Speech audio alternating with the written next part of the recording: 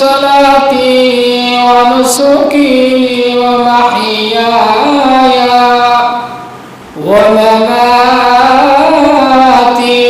لله رب العالمين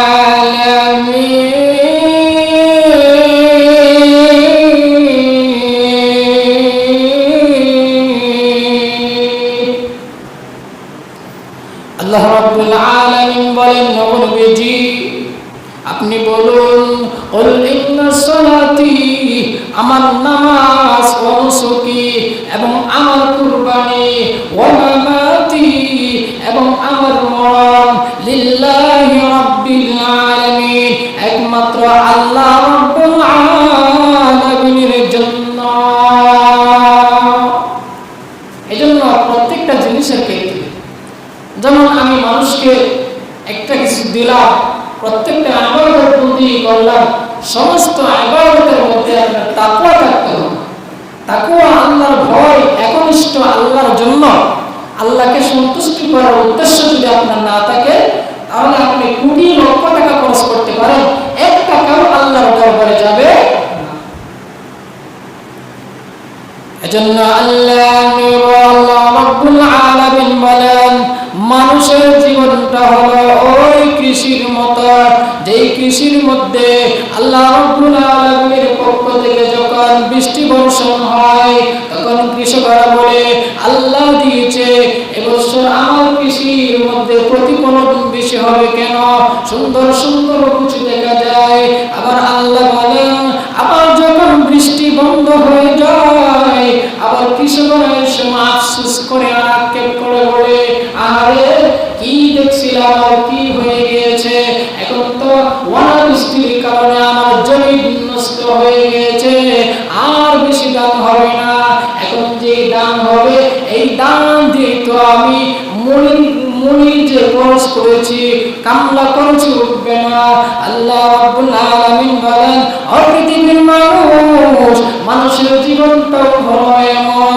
মানুষের জীবনের মধ্যে যখন যৌবনকাল আসে, তখন তার মনের মধ্যে আনন্দ বেড়ে যায়, উৎফুল্লিত হয়ে যায়। আল্লাহ নবী বলেন, পৃথিবীর মানুষ,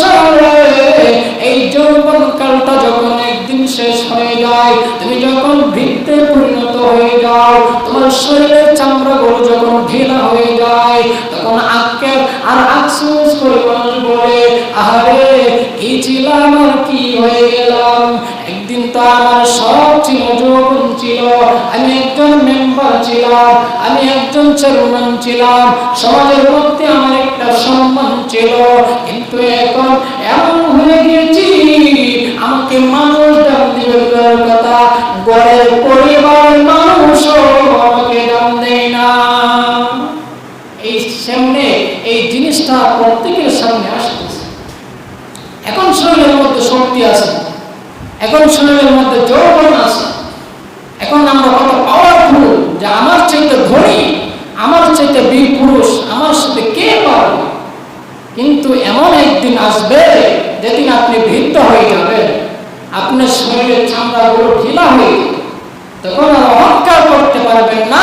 কৃষকেরা যখন আক্ষেপ আর আফসোস করে, আরে আমার জমিন কেমন ছিল, আর এখন বৃষ্টি না হওয়ার কারণে, অনাবৃষ্টির কারণে আমার জমিন আবার মরে গিয়েছে, এখন তোর দাম হবে না, আক্ষেপ আর আফসোস করে ঠিক তদ্রূপভাবে যাদের যৌবন শেষ হয়ে যায়, মৃত্যুকালে পৌঁছে যায়, তারাও আফসোস করে, আমার তো ধন সম্পদ, টাকা পয়সার কোনো কিছু অভাব নেই, আমাকে তো মানুষ অনেক সম্মান করত, কিন্তু এখন আমাকে কেউ সম্মান করে না, এমনকি ঘরের যে আমার সন্তান আদি আছে, আমার স্ত্রী আছে, আমার স্ত্রীও আমার কথা শুনে, আমি বৃদ্ধ হয়ে গেছি, এখন আর আমার কথা কোনো মূল্যায়ন নেই। এই সময়টা সামনে সবাই আসছে, এই জন্য এই সময় আগে আসার আগে যৌবনকালের ইবাদত আল্লাহ রাব্বুল আলামিনের কাছে সবচেয়ে বেশি প্রিয়। আর যদি আপনি যৌবনকালটাকে এরকম ভাবে হায়াত বলে শেষ করে দেন, তাহলে আল্লাহ রাব্বুল আলামিনের কাছে রয়েছে একমাত্র আপনার জন্য শাস্তি। এজন্য আল্লাহ নবী বলেন, ও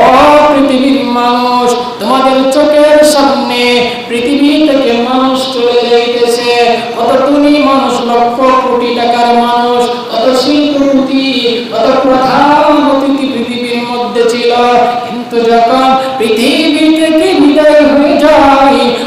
সে কোনো কিছু নিয়ে যেতে পারে না। শূন্য হাতে কবরের যাত্রী হওয়া ছাড়া, শূন্য হাতে কবরের পেছনদার হওয়া ছাড়া তার কাছে আর কোনো উপায় থাকে না। যত গরিব হোক মানুষ,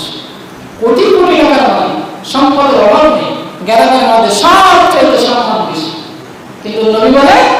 যখন সে কোটিপতি হতে পারে, চেয়ারম্যান হতে পারে,